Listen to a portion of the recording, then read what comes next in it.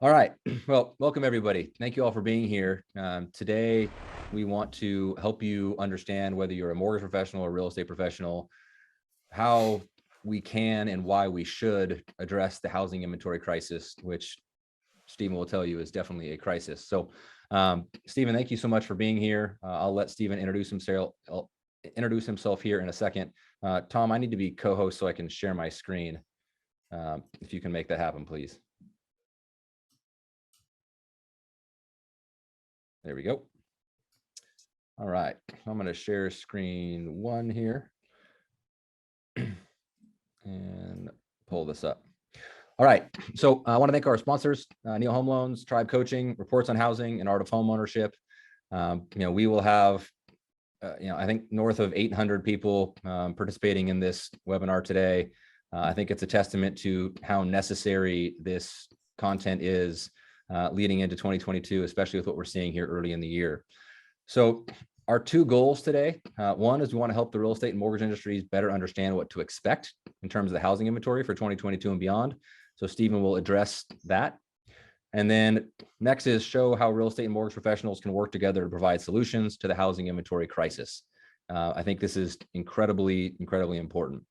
So before we get into that, the question is, why do we need to solve this? And I keep hearing people saying, well, it's going to get better. I hope it gets better. There's going to be more inventory soon. There has to be. Hope and those types of statements are not what we need, right? We need actual tactical strategies to go do that. So I want to go over real quick, what happens if we do nothing? First-time home buyers and new families won't be able to get into the market, right? And this means families are going to be forced to rent. And because rents are rising so quickly, people can actually be forced out of their communities over time. So the whole time we're going to go through this, I don't want you to think about how can I do this to make money. I want you to think about how can I do this to actually make a dent in society and improve the communities in which we serve, because we're going to have some real serious challenges if we don't help this way. Next is growing families are going to be stuck in their homes that are too small, right? As family sizes grow, they're going to be stuck in the starter home, not be able to move up to where they want to raise their kids, school districts, so on and so forth.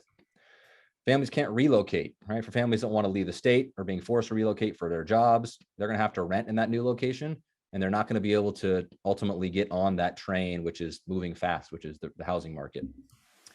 Next is that families will not be able to downsize, right? We have baby boomers have 85% of their net worth in real estate. And if they need to downsize just to afford retirement, they're going to need to be able to go find that home and not have to rent. And then lastly, communities become less stable when it becomes a population of rentals. As neighborhoods become dominated by renters, high rates of turnover make it less desirable. Prices can start to stagnate because no homes sell in the area. For those of you who aren't aware, Stephen may touch on this, but 1 of every 6 homes right now is being bought by an institutional investor. There's a massive amount of quote unquote Wall Street money that is buying every affordable house that they can possibly find. And they plan to sit on it for eternity because they're looking at the demographics and they're looking at the, who's coming in terms of first-time home buyers and the age. So it's important that we help our community stabilize by allowing people to own primary residences there. So I want to turn it over to Stephen. Stephen, I will let you introduce yourself. I've been following Stephen for going on 12 years now. He's helped us here locally in Southern California in so many ways. All the realtors, all the lenders. So Stephen, thanks for being here, and looking forward to hearing from you. Absolutely. My pleasure. And let me go ahead and share my screen, get this puppy going. And here we are. So yes, thank you to all the sponsors. Thank you for having me. I appreciate that, Ryan. My cup of tea is talking about housing and economics and all that stuff. So this is right up my alley, and getting everybody set for what to expect in 2022. So a little bit about myself. I'm a quantitative economics decision sciences major. That makes me a housing analyst. Unlike everybody you see on YouTube and TikTok and everybody that has a giant opinion on real estate, I actually back it up with facts. And I have so many different charts and stats and everything else that I follow. It makes it silly when I hear what everybody else has to say about the market and how it's going to implode or crash or wave of foreclosures. And I can refute all of it based upon fact. I like to rely on the facts. That doesn't mean we can't go into something like that. That means I don't see it right now. So, but there has been a lot of dancing around for this first few weeks of the new year. That's for darn sure. But I've been doing this for 30 years. Orange County native, Cal Poly high school grad, 9 kids. Just want to let you guys know I have a lot of kids. So bring the questions at me. It really doesn't matter. I'm used to rapid fire. I brought the 6 on the right. My wife brought the 2 on the upper left. And then we had this guy. So, and I adopted her. She adopted mine too. So we're a happy family, big, giant. My daughter just got married last month. So now we have another kid. We've been all over the press as well, from Financial Times, London, New York Times, everywhere in between. And our company is Reports on Housing. It's your local real estate snapshot. It's about driving home actionable data so that people can make great decisions with properly setting people's expectations rather than just guessing as to what's going to happen in the marketplace. This is what I do. This is what I love. I cannot get enough economics when I'm putting together presentations like I was right now for prior to this presentation. So I have the latest and greatest. I was listening to more podcasts and everything else I can get my hands on. So I'm just going to go over a few different things really quick. And number one is, where are rates headed and what am I seeing? Well, there's been quite a big change in this department. So I'm going to focus more on this. And then when there are other questions, I can answer them. I only have a certain amount of time, but I wanted to get into what's most important, and rates is extremely important. You can go to my YouTube channel, Reports on Housing, and see why I don't think that there's going to be a wave of foreclosures. You can see why there's not going to be a market crash. Know that that just is not in the cards, and it has everything to do with inventory and how healthy our housing stock is. But it's very important to focus on where are rates headed, because that's what we're dealing with today. And so this is about stripping down all the junk and noise that you hear that's out there. Know that the fuel to what's going on right now, to what's gone on in this housing market, has been low interest rates. And it also has been very, very low inventory. But if we take a look at where rates are today, you know that, okay, this is where COVID-19 is. Back in March of 2020 is when we started. Well, we've been marching up since the beginning of this year, and all of a sudden this big spike on rates. This is 3.45%. This was last Thursday. This is the Freddie Mac at Primary Mortgage Market Survey. It comes out every Thursday. This pretty chart drops every Thursday. You can go all the way back to the beginning of time when they started tracking this stuff. 51 years ago. And know that it's built in with 1 point, because back in the day you had to put 20% down 1 point, and that's what you had to do that. So in order to compare apples to apples of 51 years ago, this is with 1 point, and you're looking at 3.45% interest rates right now. If I draw a line across, the last time we were here it's the highest level since March of 2020. But even in March of 2020, at the end of March 2020, this is a really good rate. So we just can't get we can't be too shocked by where interest rates are today. Just know that we're getting past this pandemic, and as far as the economy is concerned, definitely past that shock and awe of the first several months of going into the pandemic and that mini recession that we had in the United States, which actually lasted only 2 months. So people are wondering, okay, why is this occurring right now? And the big reason is because we have inflation and Omicron. At first we had that was tugging at things. So it actually brought rates up to a certain point. Inflation was making it go higher, but Omicron was bringing rates down lower. And know that now that was originally what was going on. Now the Fed is a big piece of what's happened in the last several weeks. And you could see it here, and this is the 10-year Treasury over time. And the 10-year Treasury over time, hang on, I'm going to optimize this so I'm not seeing all the other stuff that's out there. But the US 10 Treasury over at last year has done some really different things. And basically, we had interest rates rising. And I'm actually a proponent, want interest rates to rise, because it's the only thing that is going to start to slow the tide of the swiftness of this marketplace. And let me tell you, it's a slow transition. It's not instantaneous where all of a sudden our markets will seize and shut. But we needed higher interest rates for that to happen. Well, we started to get it at the beginning of the year, and it took us anywhere from January till March to get to, we got to 3.18%. And that is on the left-hand side, that first green arrow. And then we went down, and I was stoked that it was going up because that's what we needed. And then rates went back down. We went back down to 2.77% by the time we got to August. And then they started to creep up. And you could see for the first, 9 months of the year, nothing too exciting to write home about. But then we started to get this volatility down, up, down, and then the beginning of this year, boom, went way up. And that dance was inflation and Omicron mixed into the equation. And then on the right-hand side, it was the Fed. And there's been a lot of volatility. You see it in Wall Street today. Volatility has been out, through the roof. And I think Dow is down 500, NASDAQ down to 2-point-something%. But inflation is no longer transitory. And it took a long time for the Federal Reserve to get to this point. We were starting to see, about October is when they should have made the change. And instead, they waited until they met in December to really talk about it and what they were going to do to address this inflation. So they're a bit late to the party. And a matter of fact, right now they're doing like a hurry up offense. So they're doing a whole bunch of things all at once. They're doing this taper at the same time that they're going to raise the Fed short-term rate, and that's going to happen at the in March. And then they threw in something new that they're going to do. And so let's go over what that is. So mortgage-backed securities, new purchases, January, February, March, you could see it's going from 20, was it 40? Then it went down to 30, then it went down to 20. Now it'll be 10 next month, then it'll be 0. And this is new purchases. But they're doing this reinvestment where they're actually draining their balance sheets. And this is the new thing that last time it took them 3 years to get there. Because if you remember, 2013 was the taper tantrum. They didn't really start tapering until 2014, new purchases. But that reinvestment piece, they didn't touch that for 3 years. And I thought originally that it would be 1 year before they touched it. But because of inflation and where it's at, they're actually unwinding their balance sheets right now. And they want the mortgage-backed security market to kind of work on its own now. So they're going to be draining this back. So it's going to go from 60 billion, because these are all the people where when they purchase a house or refinance, the Federal Reserve gets that money back, and they're going, what do I do with this? Well, they've been reinvesting it on a monthly rate between 50 and 70 billion dollars per month, in addition to the 40 billion that they were doing. Well, now we know that the 40 billion is down to 0, and so I was thinking they'd continue to do this for the next year, but no.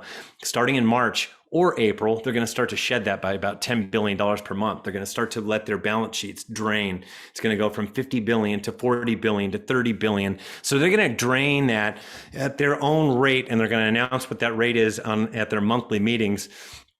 And know that this is not what people were expecting. Last time it was 3 years. Like I said, they were expecting anywhere from 1 to a couple of years. I thought 1 year. They changed it. Wall Street Journal dropped the article on it on Tuesday of the first week of January. And everybody knew of the article was coming out the day before on Monday. And as a result, we saw the markets move spectacularly starting that first week in January, and it just has not relented since. And so I believe interest rates are going to hover between 3 and 3.75% with 1 point. In the lending environment, it's about another 0.25% higher for a no point loan. So we're right at that 4% mark. And know that the lower the interest rate, the more insane the market. The higher the interest rate, the more that we can actually accumulate a bit inventory. And people are going, how can it go from 130 miles per hour, and as rates rise, for there to be a shift, and then it goes down to 70 miles per hour? And remember, at 120, which is where we are right now, it is just an insane market. At 70 miles per hour, it's still a hot seller's market. What it means is that buyers are going to be minding their P's and Q's a little bit. They're going to be doing their homework, and they're not going to bite on the house that is overpriced. Those overpriced properties, which there are quite a few of them that come to market, will start to stay in the market, and we will build inventory from that. And know that there's a big rising rates has an impact on affordability. You can see we've had interest rates as low as 2.65%. That was the beginning of last year. And if you wanted a $3,000 per month desired mortgage month, payment. At 20% down, you're looking at a $930,000 a home. And now today, we're right at about 3.5%. With 1 point, you're at 835,000. And then as rates continue to go up, you could see it kind of eats into affordability a little bit. Know that this doesn't mean that all buyers are going to evaporate, because we have a lot of dual income earners that they have two. And man and wife both have these gigantic incomes. You combine them, and they're more than fine with making these payments even at the higher rates. It just means that the people that were not really they wanted to buy, but now that it's a little bit higher, they don't want to participate. Know that this is going to weed through all of the buyer pool and bring down demand a little bit, so that we don't have 50 offers per house. Instead, it'll go down from 50 to 15 to 10 to 5. And then later on, we'll just get a couple offers, and you have to be priced at a better price. And that's the second half of this year. So you could see it in SoCal interest rates. As interest rates have risen, so has the inventory. Inventory across the United States typically peaks during the summertime. When you get a late peak, that green line is 2013, the dark green line, and you could see it peaked all the way in Thanksgiving. The red line was 2018. Now, both those, the dotted lines, are what happened to interest rates. Interest rates in 2013 went from 3 3/8% all the way up to 4.5%. And as a result, we saw our inventory, which was really low in 2013, not as low as what we have this year, but 25,000 homes in all of SoCal, all the way up to almost 40,000 homes. And in 2018, we went from 4% to 5%. By the time we got to November, almost 5%. And we went from 35,000 homes to nearly 50,000 homes. And it did not peak until Thanksgiving. When we had that late peak that's outside of summer, that means that there's something going on in the marketplace. It paved the way for a great 2014, and it paved the way for a great 2019. That's what I'm hoping for 2023, because we're already starting off. This market's already exceptionally hot, but it is going to change as the year progresses. So we need interest rates to rise in order for the market to cool a little bit and have a little bit less of an insane market, because that's what our market is. Because the housing market, insane. And know that the supply and demand, prior to the Great Recession, we had a supply glut. We have the exact opposite. We also had bad loans, adjustable rate mortgages. I can go into all the list of why you can't compare now to the pre Great Recession days. And right now we have a supply crisis, or actually what I coined last year a supply catastrophe. And that is because we hit a record low across the United States. It's absolutely unbelievable. Housing inventory is lower than last year at this time. And you could pick your state. It's across the board. It's just pretty acute. Idaho's the only one that's actually positive, and that's because of Boise. And it's actually not that bad. It's just higher than where it was last year, but it's still lower than the averages prior to COVID. But look at Florida, down 48%, or Alaska, down 34%. The month's inventory of homes for sale across the United States, you could see the beginning of last year, it got really low. Know that it continues to go down, typically for about another few weeks. And we don't have those readings yet for January 2022 for this particular chart, but you can see over time, the inventory has actually been dropping over time. And you can see that there's kind of a slope to this. And so inventory has been an issue, and it was already an issue prior to the pandemic. The pandemic made things worse, and now we are even lower, and we're going to have a hard time building unless we have higher rates. And right now, as far as the inventory is concerned, the gas tank is empty. We got to nearly no homes on the market in many, many markets. And but right now, I'm starting to see signs of life. I'm starting to see inventories start to rise. And know that right now there's a seasonality to the market. People expect, especially here in Southern California when it's sunny, that this is the greatest time of the year, especially once it's Super Bowl. Everybody goes, you should come on the market right now. The market's hot, Super Bowl. And I have to remind people that we follow the seasonality to the market every year, where spring is the best. Spring doesn't start till the end of March, and May is the month where we have the most homes come on the market. And typically between April and most of the time it's in May, we have the most homes go into escrow. That's spring. And then it goes to summer, a little bit less, because this is all around where families can move. You can go into escrow in spring and close in summer. Autumn, even less, because kids go back to school. Holidays is another market where it really, really slows down. The fewest number of homes come on the market in December. And then there's winter. That's where we are. Inventory is typically pretty flat during winter, and demand starts to really climb. But there's a lot of homeowners that say, I'm not going to place my home on the market. What are they going to wait for? They're going to wait for spring, May. And the SoCal supply, this is what inventory has been. You could see pretty darned, it's really low for SoCal. My statistics are for all of SoCal. I do have some slides for all of NAR, and know that I follow NAR and California's stuff, and I'm actually branching out to many, many different marketplaces. Phoenix, Vegas, the Bay Area. This is where our company is going. So I follow all statistics, but I have this stuff that goes back for years for Southern California. So you can get a nice chart that looks like this, and you can see inventory levels are just so low.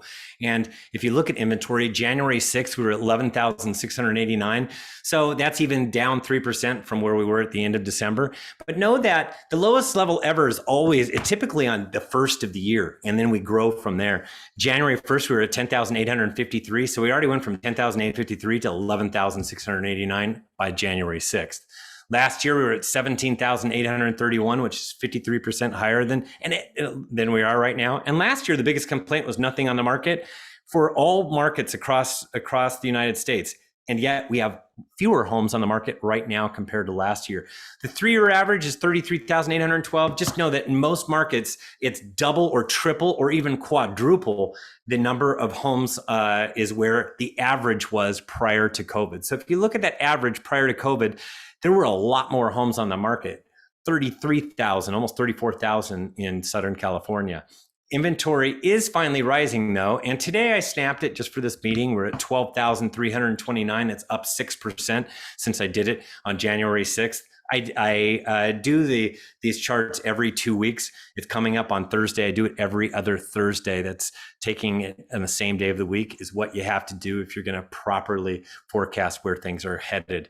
And the inventory is going to be pretty flat. Could have been pretty flat had rates not gone up. So, and it's done that in the last several years for various reasons. I won't get into why. And then it starts to increase once we get to March, when it's spring. But this time around, and then it peaks during the summertime. Well, this time around, I actually think because rates are holding at a higher level that we're going to start to get a rise in the inventory. And then once we get to the spring, it's going to rise further, and we're going to finally surpass where we were year over year, which would be a healthy thing. We need more inventory, period. And so people are going, where are all the homeowners though? What happened? Well, I showed you that over time that there's been fewer and fewer homes that have been on the market. If you compare 2020 and 2021 combined in all of Southern California, we're actually missing close to 50,000 homes for those two years. And it's like this across the United States, where there are actually fewer homes coming on the market than there were prior to COVID, 2017 to 2019. And COVID-19 is not what is the root cause of why our inventory drilled down so low, especially last year. It had first year, yes, 2020, 2021, not buying it. I talked to too many people, and it's really, where will I go? If I'm going to sell my house, then I become what? A buyer. You go from seller to buyer, and a lot of these people don't want to participate. They're more than happy to sit back and say, no problem, my value is going up, and they'll check Zillow every month to see where their value is at. And that is a pun that was intended, that they check Zillow, because Zillow doesn't quite, they can't even rely on their own prognostications of where values are at, as we found at the end of last year. SoCal demand has been nutty. The fuel are these low rates, and everything is selling for over asking right now. For all of the state of California, the highest month ever for homes selling for over asking prior to the pandemic was 40% of all homes. Last year, it got to 70% of all homes for all the state of California for the months of May, June, and July. 70% plus sold for above their asking price. Right now, it's about 58%, but I know, knowing what's going on in the marketplace and how low our inventory is across the United States, that the number of homes selling for over asking is going to rise extremely fast. right now. And you could see it. This is California's 59.2%. And know that the median time on market, and this is just for the month of November, and remember, that's like the beginning of the holidays, right? 11 days on the market and 101.4% for sales to list price ratio. And demand has just been soaring January 6th. This is the last 30 days worth of pending sales activity. That's how I find demand. So it's actually higher than where it's at right now. It's just we don't have enough homes on the market to actually place into escrow. But January 6th, we were here. It went down 18% in a 2-week period, totally normal. Last year, we were at 13,158, 22% higher than where we are last year. That was the overhang of 2020's late spring. So we can't even compare year over year until we get to February. And so I'm looking forward to that. 3-year average is 9,678. That's 10% less than where we are today. So even though we have fewer homes coming on the market, less of an inventory, we're actually placing more into escrow than we did prior to COVID. And today we're at 10,793, so basically the same as January 6th. And where will it go from here? It's actually going to start to really skyrocket because as homes come on the market, they're going to go right into escrow, and we'll see that in the demand readings. And then we'll peak right over here in the months of between mid-April to May. And so how fast is this market moving? Expected market time is if you place your home on the market, when are you going to open up escrow? It's different than days on market. Mine is available number of homes and demand. And you could see on January 6th, we were at 33 days, actually went up 5 days, always normal from the very last reading to the start of the year. It goes up a little bit. It went up 5 days. It's at 33 days. And last year we were at 41 days at the same time period. So we're hotter than we were last year. Know that anything below 60 is a hot seller's market. We started off a hot seller's market. Only other time was in 2013. 2021 was hotter than 2013, and 2022 is even hotter. And the 3-year average is 107 days. And today we're at 34 days. This is my speedometer for the market. Know that all markets across the United States are behaving this way. It's backwards because the lower the number, the faster you're going, the hotter the market is. So when you got an expected market time of anything below 40 is what I refer to as insane. That's a hot seller's market where appreciation is going like crazy. And just because it's not a seller's market, eventually it'll slow down enough. We don't go from a seller's market to a buyer's market. We first go to a balanced market. And we're so far from balanced, we need a lot more inventory for it to be balanced. We're about 15% of where we need to be for it to be balanced. So the expected market time, you can see from 60 to 90, that's the blue to the black. That's actually a slight seller's market. That's where all markets behaved in 2019 across the United States. And know that below 40 is what I refer to as an insane market. And that is where we have been for quite some time, since the middle of 2020, all last year, and where we're starting this year. And the expected market time, I imagine it will drop a little bit until we get to middle of March, and then it will start to rise after that. And know that the average days on market across the United States, pick your market, everything is moving exceptionally fast. California is you could see it's painted that color of 31 to 45 days.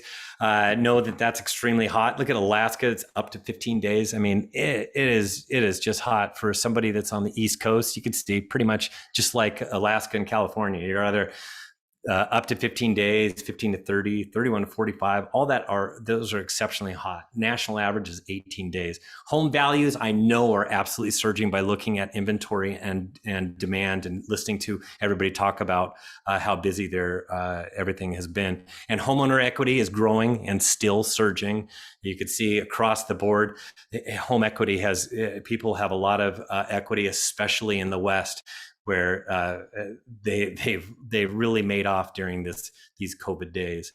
And I really don't see a top to this. And when I do, I'm gonna broadcast it, but I don't see a top. So my forecast kind of looks like this.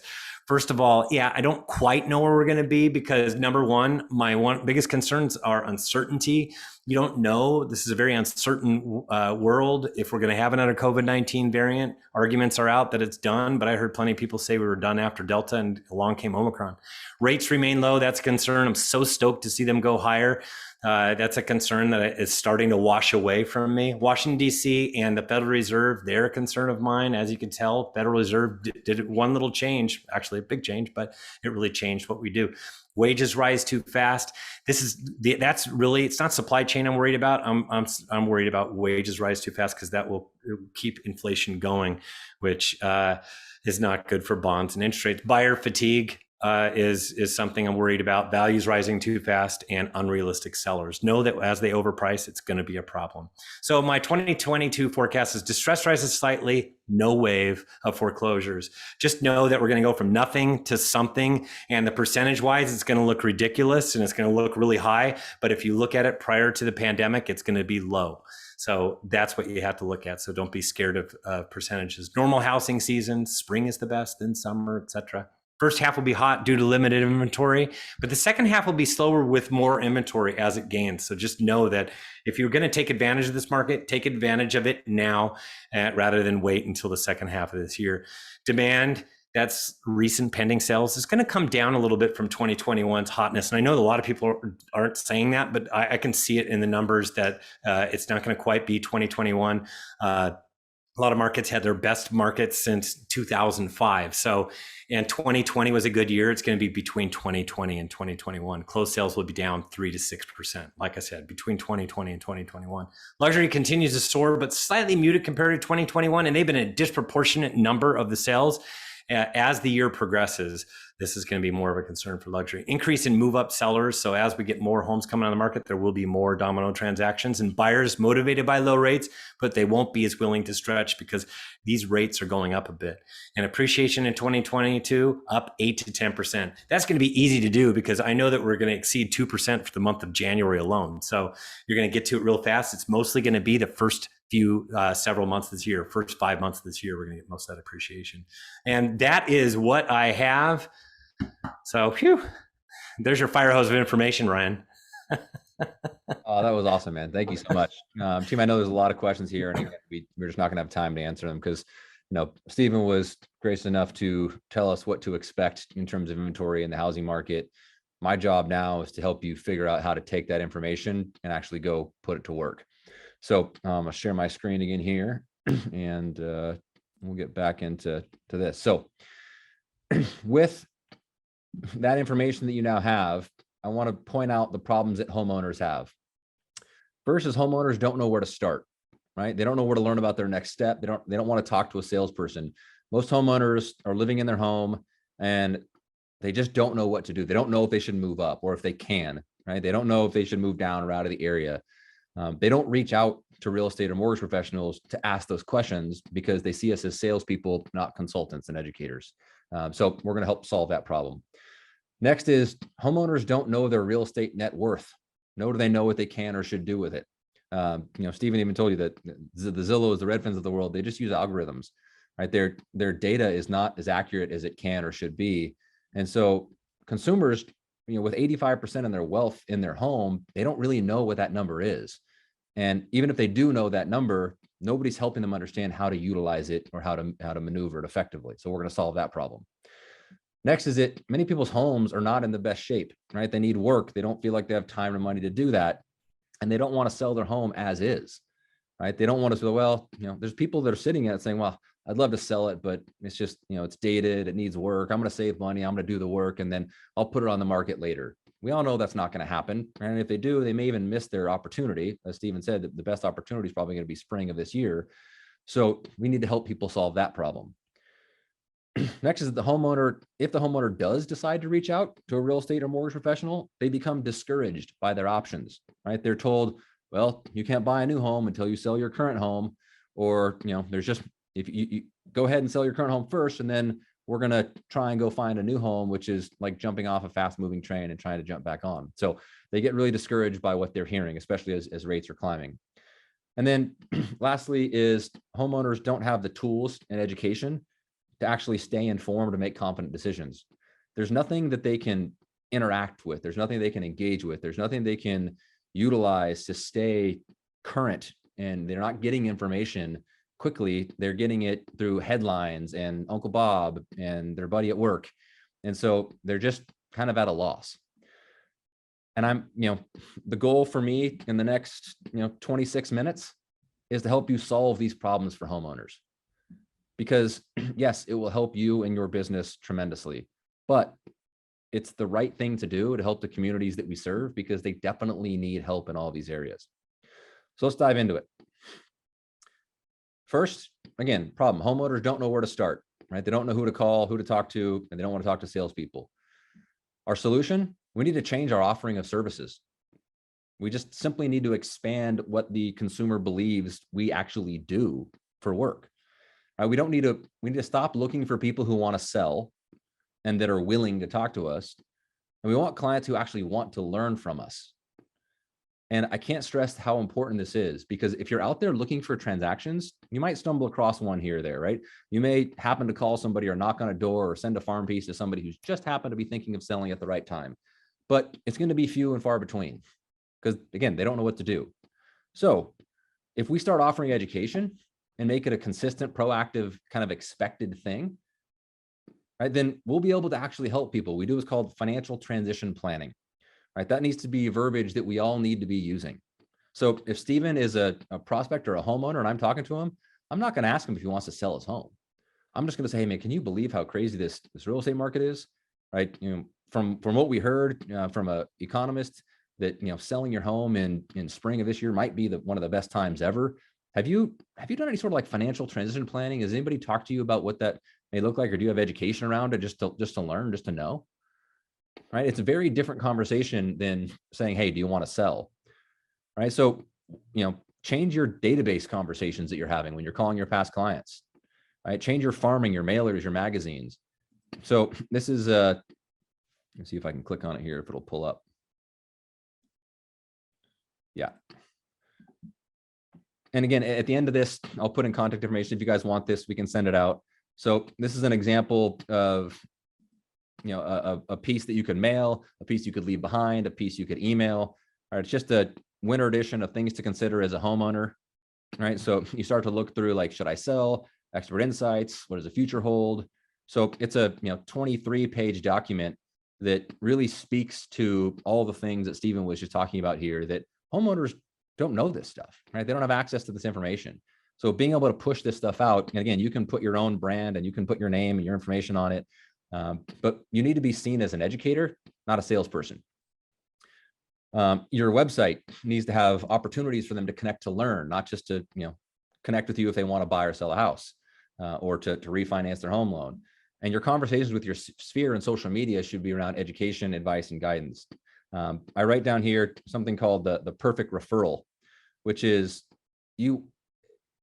I don't want people always coming to me just saying, I want to buy, sell, or finance a home. I want people coming to me saying, hey, I was referred to you by Steven, who is a buddy of mine. He just said that you guys are really great at knowing about real estate and finance. I'd love to talk to you about my situation and get some advice. Like, that is the perfect type of client, because they're open-minded to have you help them navigate the changes and evolutions in their life and in the market.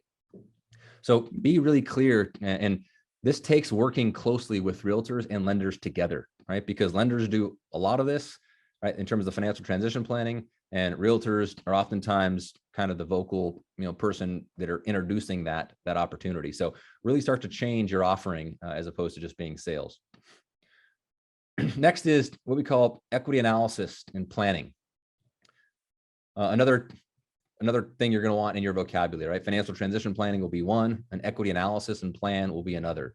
Because again, homeowners don't know their net worth, nor what they can or should use it for. Our solution is we can work together to actually offer this to our clients and our prospects. As you saw in the image that Steven put up there, all the average equity in all of these states. I think the number was, I don't know exactly, Steven, you may know this, but maybe over 55% of all homes in the country are free and clear. And then, something over 70% have 50% equity or more. Does that sound about right? Yeah, that sounds about right. It's pretty amazing. So there are people that have hundreds of thousands, potentially even millions of dollars of equity in their home, and they don't know what they can nor what they should do with that money. They don't know how to leverage it. They don't know how to utilize it to buy more property. And they're just sitting in a home, paying for it, blissfully unaware of the things they can do. Reaching out to people and offering equity analysis plans, just what they can or should do, is incredibly important. This is just a kind of front page screen example of one of that we create. We use Mortgage Coach to do these equity analysis plans for our clients. Just let them know, hey, here's what it might look like to access equity. Here's what it might look like to move up, move down, move out of the area, buy an investment property, buy a second home, help your parents, help your children, right? Work for a better retirement. all these things start to help the homeowner realize, okay, well, maybe it does make sense to do this. I just haven't looked at it through that lens. So, being able to do CMAs or updated value, these are all part of equity analysis. Showing them their equity amount, doing an overall financial review with retirement planning, tax strategy, estate planning, insurance, really helping them in every area. And then opportunities for real estate and financial improvement, and then ultimately a suggested plan of action, right? At the end of every equity analysis is a suggested plan of action. And that's something that you say, hey, look, if I'm you, this is kind of the things I would do. And this is coming from the real estate agent and the lender together, because again, lenders put these things together. So you'll hear me say this probably 100 more times throughout this presentation. Don't do this alone, right? Work closely with your lenders, work closely with your real estate agents, and together we can help people understand this. There's a core logic stat at the end of Q3, the home equity report. Average home equity gain for the US, $57,000. That's like a second job, just owning a home, right? Year-over-year percentage increase in equity, 31%, $3.2 trillion in total homeowner equity. That is, what a good, one of my business partners, Josh Mettle, calls dead money. It's just sitting there doing nothing. It's the same thing as if they picked up their floorboards and shoved 3.2 trillion under there, and then they pick it up 30 years later and they pull it out and dust it off when they sell the home. Right? There's ways people can utilize that. They can leverage it into more property, and they can really work towards a better financial future. They just need to know the options and know what's available to them. So start using equity analysis planning with your mortgage partners and as real estate agents, and watch what opportunities will arise from it. All right, next is we need to offer different tools to be able to open up their scope, right? So many people's homes, again, we talked about the problem, right? They're not in great shape. They need work done, but the homeowners don't have time or money to do it, and they don't want to sell for less, so they do nothing. So these are a couple examples of some homes that could use some work. One of the solutions is, you can offer a third party that will actively help them keep their home up to date and actually increase the value of that home. So I'll click on this so you guys can kind of see what it looks like. So they can take they can use their phone to do a virtual inventory of their house. And then when they log in, they say you here as the mortgage professional. They'll see the real estate professional if the real estate professional is a part of it. They see all the different things about their home, right? Kitchen, all the different types of appliances, all the things that they've done with their digital review. And then on a weekly basis, they're gonna get emails that says, Steven, it's been 6 months, time to change your air filter. Here's the one you need. Summer's coming, do X. Winter's coming, do Y. Right? You're gonna help them keep their home in great shape, and they're gonna see you on a weekly basis. So top of mind becomes a really important thing. If they ever need any work done, they click a button and they can get local contractors to come out, do the work. They'll save the job history, the receipts, the vendor contact information, paint colors, appliance information, carpet type. Right? So the person will build up this kind of Carfax for their home. And again, it will help them understand home ownership at a higher level, which helps them solve, again, that problem, which is they need to keep their home in great shape, right? So being able to give them those types of tools is going to be incredibly valuable in your market to really not only separate yourself, but give people something that they need. And then show them how you can help them actually renovate that home to maximize the sales price at no cost. So now this is what we call our pre-sales renovation financing. Imagine going to your market as a real estate professional and being able to walk into one of these homes and saying, hey, look, if I list this home, I could sell it for 100 grand right now. But if we put, $20,000 worth of work into it, I could sell it for 150 or 200, whatever the number is. Well, most of the time, the homeowner is gonna be like, well, I don't have the 20,000. And you could simply say, that's fine. Like we'll help you with the $20,000. There's no cost, there's no fees, there's no interest, right? Just let us get your home up to great shape, because if you do sell it, if it's the right thing for you and your family, we don't want you to sell it just at an as-is price. We want you to maximize the sales price. That way, when you do move up into that next home, you have all of the capital to be able to do that. So, the company that we work with has really turnkey trends to make sure that you're doing all the right things. They put you in touch with the contractors that do it. There's no costs. Everything's, paid for by the contractor and by the financing company. And then you can flip a house in weeks, not months. So you're really flipping your own home as you're being able to then bring it to market. Again, how many people are sitting in their home just wondering, I wish I could sell. I kind of want to sell, but look at all the stuff I have to do. And then they just keep watching Netflix because that's kind of what we do. So if we can educate them that this exists and let them know the suite of services are at their fingertips, we can help show more people how selling their home is going to make financial sense, is going to make logical sense. And if they time it right, and we get it towards the spring season, and then we upgrade it, it's going to be incredible for them. So that's how we help with the problem of home not being in great shape. Next problem, right? People not being able to buy their new home without selling their departing residence. Can't tell you how many people come to us and they say, yeah, my realtor told me to reach out, but I've talked to a few of the lenders and they've said that, there's no way I can buy my new home unless I sell my current home. And I don't want to do that because there's only 8 homes on the market. It's not likely that I'm going to get one of those. And writing a contingent offer, I'm going to get laughed at. So, I don't really know what my options are. They don't qualify for cross collateralization. They don't qualify for bridge loan because DTI is into the equation. So we can simply say, Stephen, you know what? I totally understand. With most of our clients, we can actually approve you up front, and then we'll buy that new home for you. Let's say you own a $500,000 house, but you want to buy a $700,000 house. We'll approve you for $700,000. When it comes on the market, we'll buy your $700,000 all cash, right? Which will help you get an offer accepted more often. It'll help you save money on the price of that home. And then you'll have up to 12 months after you've moved in to the new home to sell your departing residence. We can even upgrade it or renovate it, prior to you selling it. And then once that transaction closes, you can use those proceeds to then buy the new home that you're already living in. So this is a program that I promise you will, I think Erica, our business development manager, said at our meeting earlier today, it's kind of like musical chairs, right? If everybody gets up, then everybody gets to move. But if nobody gets up, there's no chairs. We just need to help everybody understand that they can do this, right? Cash buyers paid about 12% less than people using a mortgage over the past 40 years. So essentially how it works, we fully underwrite a client in advance. We partner with a company called Revive that actually buys the new home. The client moves in. Then, we list and sell the old home, and then you're ready to purchase your new home afterwards. Cash offers are 3% more likely to win. You only have to move one time as opposed to selling and moving in with mom and dad or renting. And you can confidently secure your upleg, your new home, your long-term home without jeopardizing being a renter and missing the train altogether. And here's some stats from Redfin. Again, all cash, 290% more likely to get an offer accepted. Waiving contingency, 66%, escalation clause, waiving inspection and pre-inspection don't really have an impact. So if your home sellers are concerned about finding their new home, we can solve that problem for them, right? We can help them buy that new home confidently. We just need to make sure that they're underwritten to do so.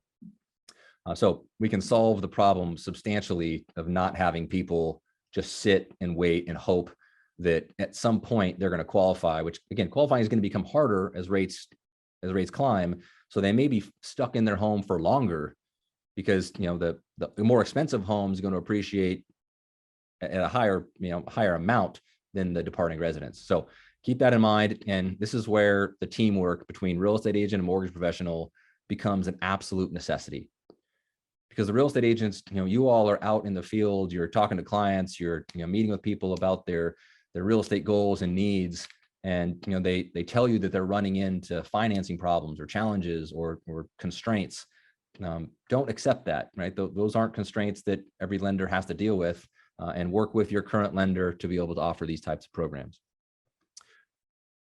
Next is being able to offer something of value to every single person that you come across, not just people, again, who want to buy or sell homes. So again, homeowners don't have the tools and education to stay informed and make confident decisions on all areas of real estate or finance. Solution, become a higher frequency of use business. So for those of you who don't know what frequency of use means, Facebook, your bank, your Amazon, think of the apps that you use and the companies that you connect with on a daily or weekly basis. Those are high frequency of use businesses. And then you get into ones that you might use once or twice a year. And then you get into the ones that you may use once every 5 to 10 years, which is real estate and mortgage, especially as rates go up and as people get more kind of entrenched into their homes for longer periods of time. We went from helping someone every year to 2 years as rates were coming down. And as people were buying and selling, to maybe helping people every 5 to 10 years because we've become an infrequency of use business. And in 5 to 10 years, it's hard to keep people engaged. So we want to create a platform. For those of you who don't know, we use something called Neo Experience. It's powered by the Art of Homeownership, which is a sponsor of this. And you can offer an incredible amount of value to the consumer for them to be able to be the most successful homeowner possible. And the frequency of use goes up drastically, right? It can even go up to a weekly engagement rate. And so we do that by offering all these services. So I went over the home concierge that we talked about, that the consumer can have at their fingertips. They see on a weekly basis. We can actually commit to helping people keep their home in great shape and increase its value. Real Estate Wealth Digest, I'll show you here. This keeps at least a monthly engagement, but if you see the stats, it's much more frequent. This becomes almost a weekly engagement. Your lender partner should be doing the annual, if you're a real estate professional, if your lending partner is doing annual financial reviews, you have no clue how much benefit this adds to the consumer, because we're helping them plan for real estate goals that they wouldn't have otherwise. We're helping them envision something that they may not have been able to see because all they do is look at headlines, and people typically operate out of fear. So partnering with your mortgage professional to have them do these at least once a year is incredibly important for the database. Ensuring that you're actively managing that client's mortgage. We have different technologies that tell us when, clients, and this isn't just us, this is every lender in the country for the most part, has technologies that say when your client's debt load has increased, right? When their credit score is increased, when their home valuation or equity amount's gone up, when they have mortgage credit inquiries, all the things that we need to know to help somebody navigate the financial ins and outs of their life. Not to mention, it's going to manage their mortgage so they're always in the right home and the right loan at the right time. Helping people really maximize their wealth through real estate, which is accessory dwelling units, garage conversions, granny flats, casitas. As inventory becomes tight and people need to move in, parents move in with children, children move in with parents. We need to help them understand that. And then having the pre-sales renovation financing, which we went over, having the trade up program, and then even having a platform that lets people move and save time, money, and energy, all incredibly important. So think about yourself, right? If you own a home, are you getting all these things? Are you seeing your real estate and mortgage professional on a consistent basis, right? In a way that is not just recipes and, just sold and just listed flyers and things that have nothing to do with them. It's really just marketing. Like, how much are you impacting the livelihood of your clients? Like, can you show with real economic value how you're moving the needle in that client's life?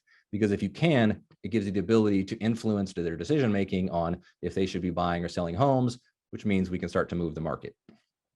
So question, anybody know, well, maybe type it in the chat because you can't, but anybody know the average email open rate for a mortgage or real estate related email to your past client database?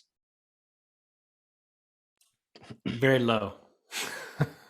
Yes, Stephen hit it on the head, very low. We've got everything from 1% to 16% that I'm seeing in here. The answer is 6%. So with our monthly real estate wealth digests, and this is where realtors and lenders really need to come together. We in the last 30 days, we've sent 1,535. We've had 1,252 opens, and we're above 80% every single month. And the reason why is because the information we're sending is specific to the homeowner.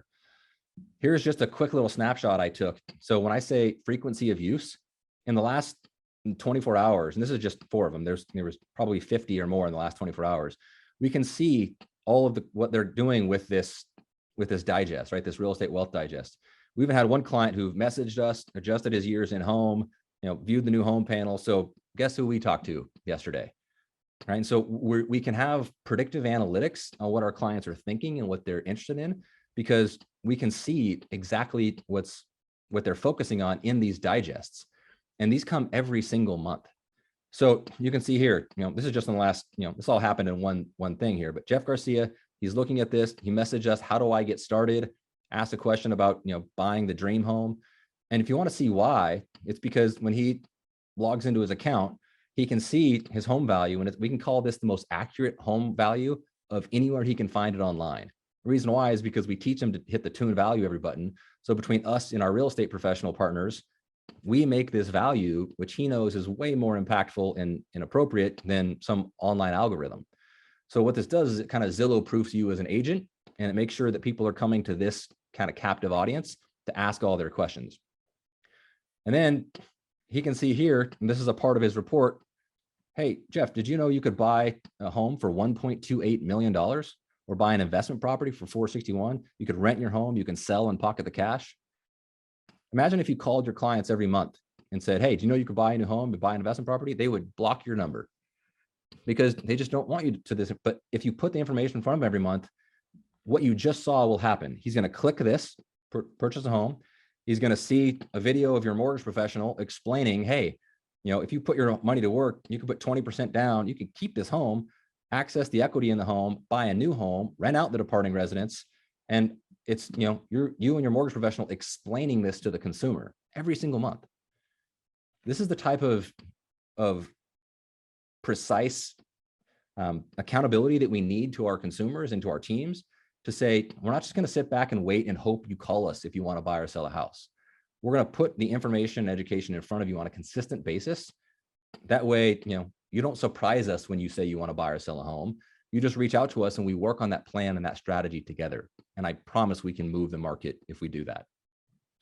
We can also show them all the other areas in which they can impact their life, right? All the other areas, how they could use their equity to improve their real estate or financial livelihood. And, when it comes to being a successful homeowner, these are the questions that people are asking, whether they own a home or whether they don't own a home, right? What price range? Where do I start? Should I improve my financial fitness? What down payment? What expenses? And if they own a home, should I sell my home? Should I rent my home? Should I move up, down, out of the area? So we need to be able to have this in the palm of their hands at all times. So the Art of Homeownership team is actually in the process of developing that application that will create an incredibly frequent use system, because they're going to log into this. They'll have an app on their phone and they'll see you, right? They'll see the mortgage professional, and they'll be able to see their checking account, their bank statements, their financial wealth score, their credit positions.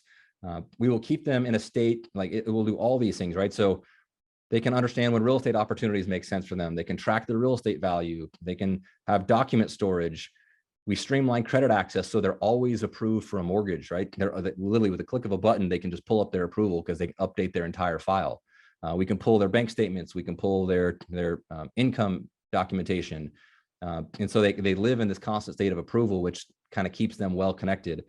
They are constantly gamifying their financial literacy, looking at spending analysis, budgeting goals. So we're not just saying, hey, you want to buy or sell a house and then wishing them good luck. We're committing to helping them become more generationally wealthy, right? We're committing to helping them in every aspect of real estate or finance. And we're doing it on a very regular basis because the engagement is consistent and ongoing. So I know we only have a couple minutes left here and I want to be cognizant of time. Here's our action plan. Step one, understand the severity of the problem we're facing. Stop wishing for it to hoping it gets better, right? Stephen told you it's not. It may get a little bit better, but not to the point to where it's going to help all the communities. It just means that the people that have all the money and the hedge funds and Wall Street, they're just going to have more homes to buy, right? We need to be able to help the average person and the average homeowner. Step three, realize that you can do this alone, but you definitely should not, right? So realtors, you don't need to put this all squarely on your shoulders. Lenders, same thing. The two of you make a really powerful team, and the closer you work together, the more impactful that you'll be for more families. Step four, after this meeting, whoever invited you to this, whether it's a lender inviting a realtor, a realtor inviting a lender, find a time to meet and actually decide what you're going to do. Like create the game plan based upon the solutions that we gave. Step five, get the tools you need, right, to actually offer to the homeowner. So Art of Homeownership, phenomenal tool. Mortgage Coach, phenomenal tool if you're a mortgage professional. Step six, get the coaching you need on how to actually deliver the tools and then scale your business. Because if you do this right, your biggest problem is going to be helping these families within a number of families, right? So understanding scale and delivery. Triibe Coaching is a great coaching company that can help mortgage professionals. Definitely subscribe to Reports on Housing, especially if you're in one of Stephen's markets. If not, I'm not sure what to tell you, but Stephen could probably help there. Step seven, and lastly, is put your capes on and go solve the biggest problem in our industries, right? But do it together. Don't sit back and wait. Don't see these challenges of rising rates and low inventory and blah, blah, blah, blah, blah. Stop talking about them as if they're obstacles and start seeing them as opportunities. Because if you're on this call, you now have the action plan and the strategy to go turn those obstacles into opportunities when other people won't. So lastly, and again, I want to be right on time here. We are dead on 3 o'clock. Connect with your lender realtor partners now. Whoever brought you here, meet with them, come up with your strategy, get started. We will be sending our slide decks to anyone who signed up on Eventbrite. So if you're on Eventbrite, we have your email. We'll send the recording and our decks out to everybody there. If you're watching on social media, on Facebook, Instagram, any of the other platforms that we may be live streaming on, you can reach out to these 2 email addresses and 2 phone numbers, and we'll point you in the right direction.